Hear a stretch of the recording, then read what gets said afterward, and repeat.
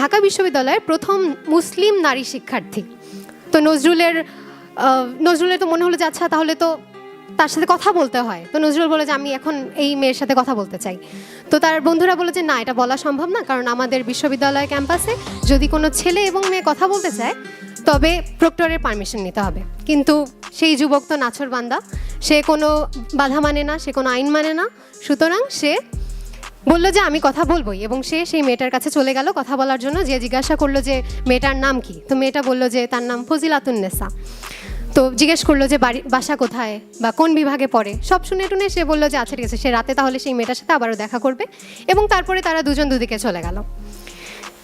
এই ঘটনার 3 দিন পরে ঢাকা ইউনিভার্সিটিতে বিজ্ঞপ্তি দেওয়া হলো যে এই যুবকটিকে ঢাকা বিশ্ববিদ্যালয়ে সারা জীবনের জন্য নিষিদ্ধ করা হয়েছে। তো এই নিষিদ্ধ হওয়া যুবকটি কবি কাজী নজরুল ইসলাম।